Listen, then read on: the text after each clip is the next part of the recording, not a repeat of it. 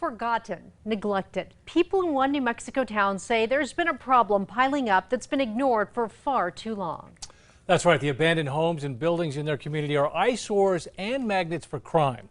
On special assignment, News 13's Gabrielle Burkhart shows you what they're doing to fix this problem that has been years in the making.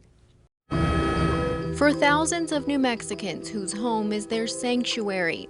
I walk the dogs out here every day. Here in Valencia County, there are also hundreds of homes long forgotten. It's just a mess, and it's a shame. In the small Meadow Lake community alone, there are 30 to 40 homes considered vacant. There are several streets that have burned buildings that have been there for years. This woman didn't want to show her face. She picks up trash along the road on her daily walks.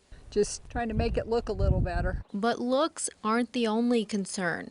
It's a little scary because, you don't know what they do in there. You might do a crime, they might be cooking drugs, who knows? Residents tell us some of these problem properties have been abandoned for more than a decade. But with property owners often nowhere in sight, what is the solution?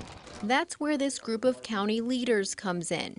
We're the ones overseeing the project and trying to get it off the ground. Valencia County Manager Danny Manette, along with 4 senior staffers in the county, formed a committee to tackle the issue of abandoned homes. We've had a lot of complaints about abandoned properties around the county. Code enforcement perspective, we hear about it really on a daily basis. So it's something we hear a lot about, and I think we're all excited to actually be able to do something about it. Unlike big cities such as Albuquerque, Valencia County doesn't have a regular budget to deal with the demolition of abandoned properties. So just this year, they received $500,000 in capital appropriation funding from the state legislature to get the ball rolling.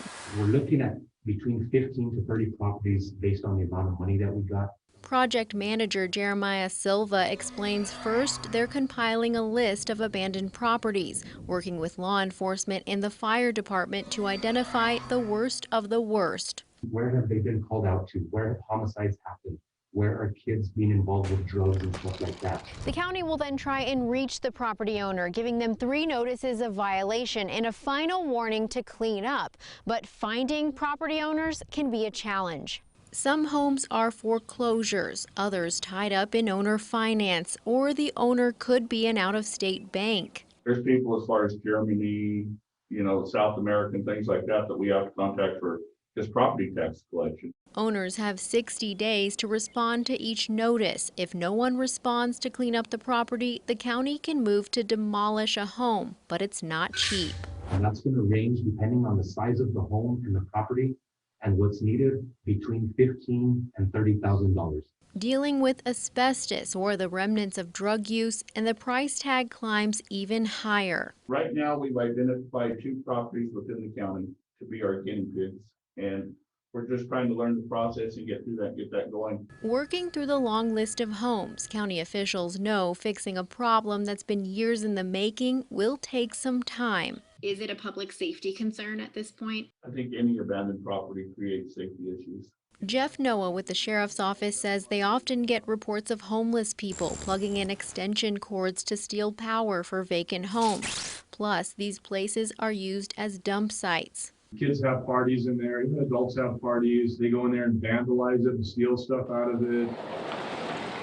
For now, they're asking the public to report issues, and they're asking for patience. We're also hoping that the residents will see that we're taking this seriously and we're out there trying to get something done, and that spurs them to start cleaning up their own properties. Keep it safe, keep it beautiful, and just restore some of our own self-respect to the county. On special assignment, Gabrielle Burkhart, KRQE News 13. Going forward, Valencia County officials say they plan to maintain a budget for things like demolition costs so they can continue tackling this problem after that grant money runs out.